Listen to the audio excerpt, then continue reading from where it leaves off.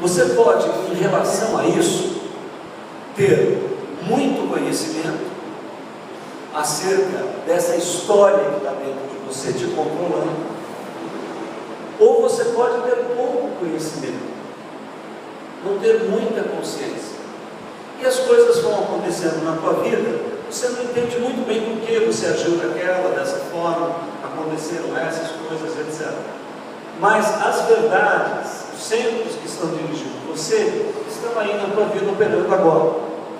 Uma pergunta para cada um de nós: à medida que eu tenha conhecimento, você acha que o controle sobre você aumenta ou diminui? Se você tiver muito conhecimento sobre as coisas que te controlam, você acha que você tem mais liberdade ou menos liberdade? Mais liberdade. Todo mundo concorda nisso? Concorda. Há uma frase lapidar daquele que é nosso mestre, Senhor e Salvador: conhecereis a verdade e a verdade vos libertará. Vamos fazer essa frase ao contrário? Às vezes, quando a gente vê ao contrário, ajuda a gente a entender o positivo e o negativo, não é isso? Então vamos inverter a frase. Então, conhecereis a verdade, se eu não conhecer, ou quanto menos eu conhecer a verdade, menos liberdade interior de consciência e comportamento eu concordo com isso. Nós agora estamos refletindo, raciocinando na palavra de Deus. O que é a palavra de Deus? A palavra de Deus é como, não sei se alguém que conhece o Amazonas já teve a oportunidade de ver na televisão ou de ver pessoalmente, né? Mas é um mundo de água. Parece um mar, porque quando você está de barco dentro dele, você não vê as margens. Então aquilo é água por todo lado.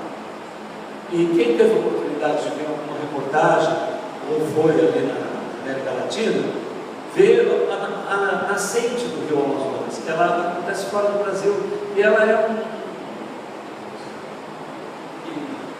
esse daqui nunca vai dar um rio. Não, mas aqui vai indo, vai indo. O que está aqui nessa palavra que foi registrada, já foi como um rio Amazonas no nascimento. Sabe quem que compreendia e seguia isso? Um peregrino, a sua família, algumas pessoas. Abraão, por exemplo. E antes de Abraão, outros homens. Eles não eram nada, eram um punhado de gente. Se chegasse alguns salteadores ali e matasse todo mundo, acabava ali. Mas essa palavra já dirigiu o império, como foi Israel, que dominou toda a região da Cananeia, toda aquela região, de um rei glorioso, como foi Salomão. Essa palavra já foi tão frágil, que ela esteve centrada numa criança que tinha alguns minutos de vida, quando aqueles pastores viram o céu, seres celestiais, anunciando glória a Deus nas maiores alturas e paz na terra aos homens de boa. Se alguém entrasse naquele lugar que era feito para guardar animais, mas que tinha recebido uma mulher grávida que deu a luz a um menino e matado aquele menino, criança frágil, pequeno. Como o rei Herodes, que tentou matar, mandou matar todo mundo que tinha até 3 anos. Você já pensou naquela época, você ser uma mãe, ter uma criança pequena no teu colo, entrar um soldado com uma espada, por ordem do rei, tomar a criança de você e enfiar a espada na criança e devolver ela morta para você, porque o rei deu uma ordem? Então veja, hoje nós temos milhões, poderíamos dizer até bilhões de pessoas que se guiam por essa palavra. Então veja, há um centro lógico nessa palavra, há um centro lógico de comportamento, há um centro lógico de valores, contidos nessa Escritura. Um centro que foi transferido, nós compreendemos isso, da mente de um ser que nós compreendemos, que criou todas as coisas e que instruiu um povo. E esse ser está realizando algo no universo, no planeta Terra, na minha vida, na tua vida. Daqui a alguns anos eu e você vamos estar mortos. Talvez daqui a 100, 200 anos ninguém lembre de você ou de mim. Ninguém lembre que nós estivemos na Terra.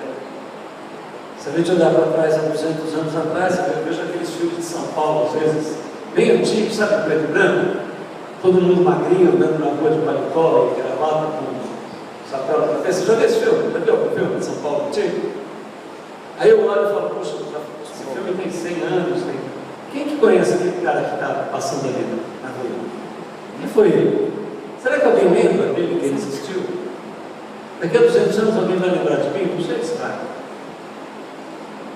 Mas nós estamos compreendendo que algo está sendo realizado na Terra. Nós entendemos que há um propósito que está sendo firmado no universo. E nós entendemos que a matéria que se ergueu no planeta Terra, carbono, silício, alumínio, todos os elementos, e que acabou gerando autoconsciência, nós entendemos que há algo do Criador, a nossa consciência, que nós podemos permanecer depois que o próprio universo for descrevido. E é por isso que nós nos rendemos, que um dia nós levantamos a mão para um homem chamado Jesus, que nem é da Zona Leste de São Paulo, é lá do Oriente Médio, lá do outro lado da terra, mas nós aqui viemos a saber dele e entregamos a nossa vida.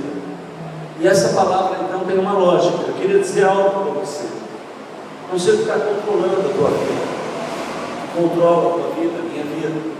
Eu creio que nós precisamos ter conhecimento sobre o que nos controla.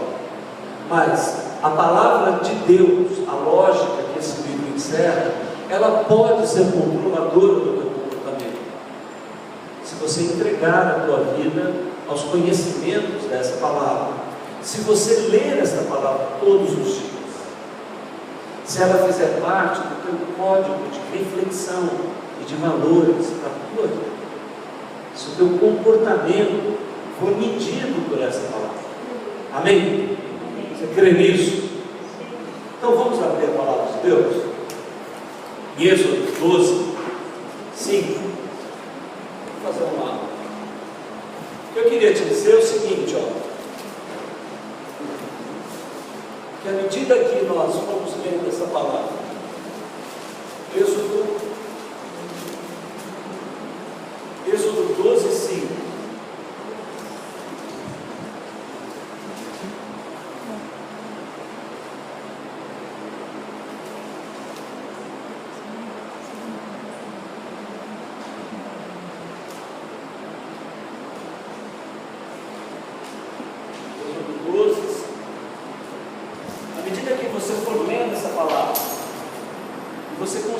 No centro lógico dessa palavra, você vai estar tocando na mente de Deus. Por quê?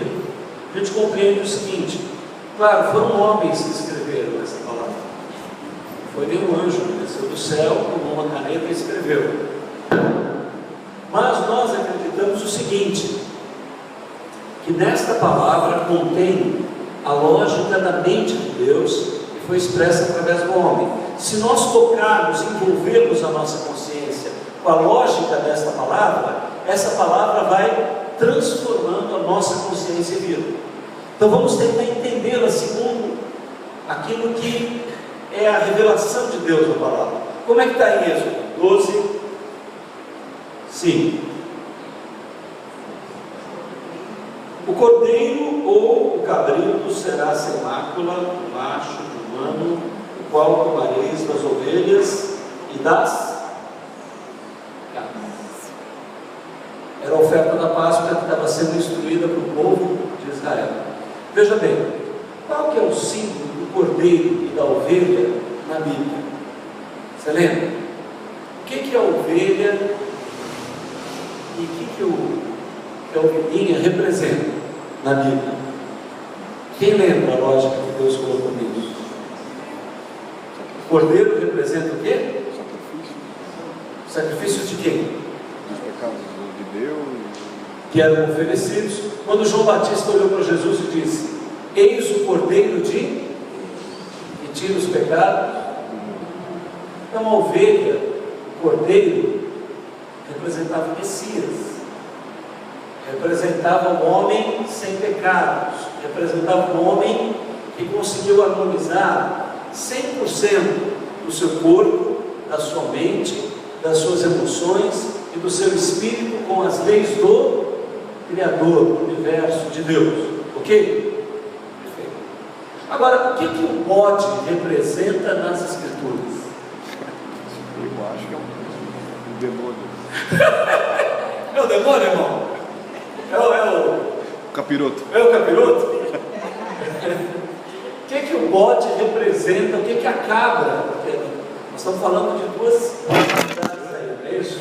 A ovelha, que é o cordeiro, ou então a cabra, que produz o bode, não é isso? Então realmente é isso mesmo. O bode representa tudo que há de trevas na nossa natureza. Tudo que na nossa natureza é contrário a Deus. Você consegue reconhecer? Eu queria que você fosse sincero. Não sei como é que a tua consciência tem trabalhado dentro de você. Você consegue reconhecer dentro de você um lado que ama a Deus, que sente prazer, atração pelas coisas espirituais?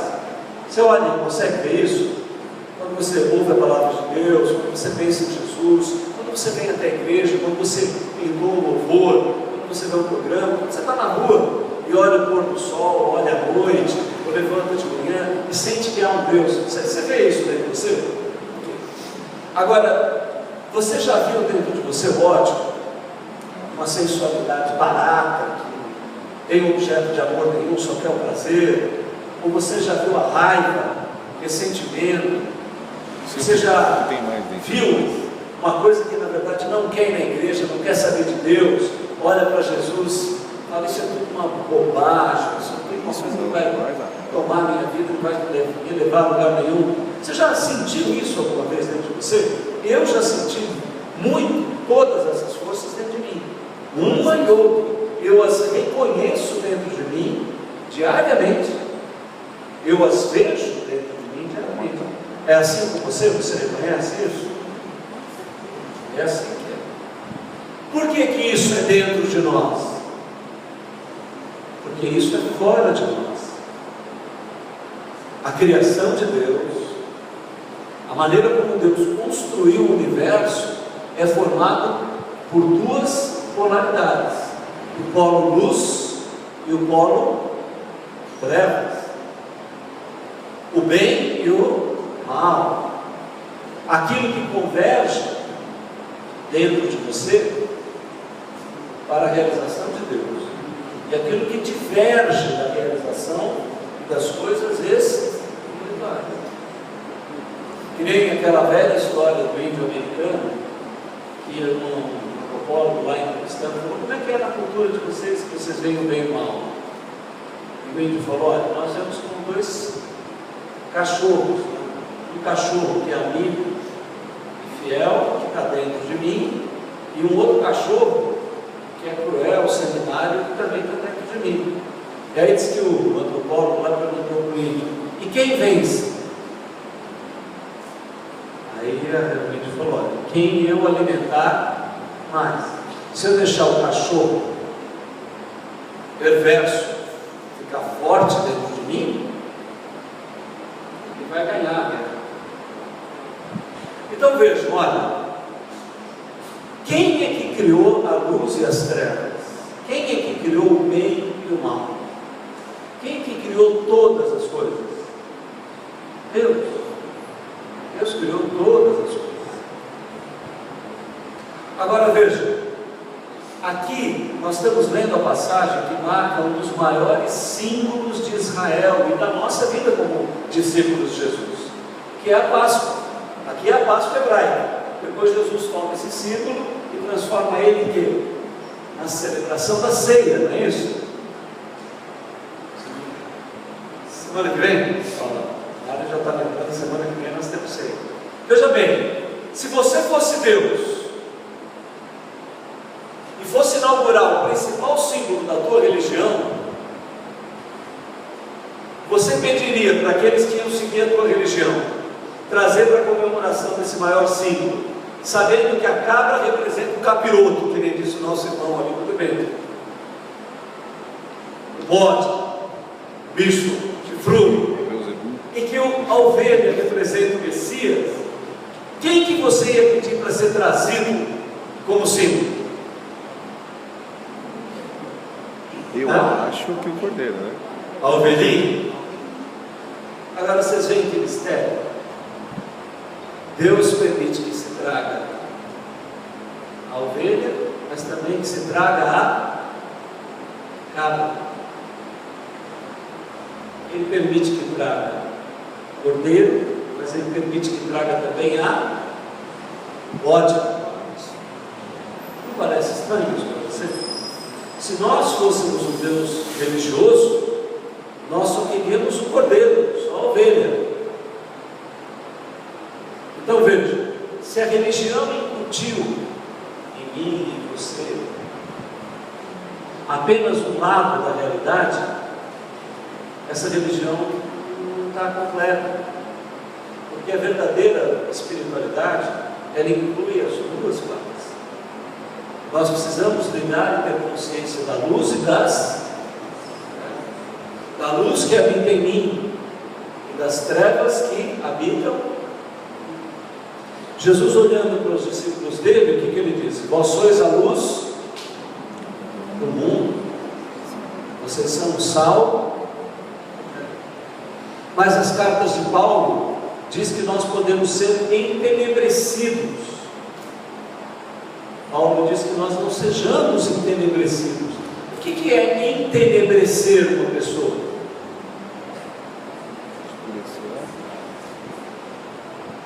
É fazer com que as trevas ganhem expressão. Você acha que isso está no controle de Deus ou do diabo?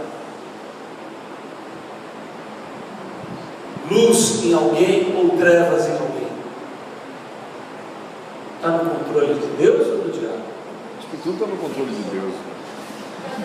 Eu acho. Quem assistiu o filme Constantine aqui? Assistiu? Tem uma coisa legal. Alguém? Vocês viram? Aquele ator? Ken Reeves. Ken Reeves, né? É legal. Tem coisas assim religiosas nesse filme, mas tem algumas coisas legais. Ele diz o seguinte, que Deus e o diabo fizeram um acordo, que quando se trata da tua decisão, nem Deus, nem o diabo podem fazer nada. Que Deus abriu mão de te forçar a fazer alguma coisa, e que o diabo teve que fazer esse acordo com Deus, de que ele também não te forçaria. Ou seja, a única força no universo que pode te entenebrecer ou te lucificar é você. Não está em Deus, nem no diabo, graças a Deus. Porque se estivesse na mão do diabo, ele nos entenebreceria. E se estivesse nas mãos de Deus, Deus não queria isso, porque Ele não quer que ninguém seja forçado a ser luz. Deus queria criar um bando de robô ao lado dele? Não. Deus quer gerar filhos. Vocês lembram quando Jesus se batizou? Qual foi a voz que foi ouvida dos céus?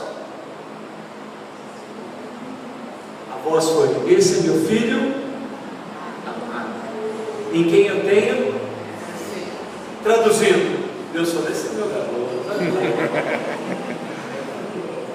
Eu e ele, ó. Ou seja, Deus não disse: esse é meu filho obediente, esse é meu filho que cumpre com rigor todos os meus mandamentos, esse é o meu filho inteligente que entende a minha palavra, esse é o meu filho esforçado, esse é o meu filho trabalhador. Qual foi a frase de Deus?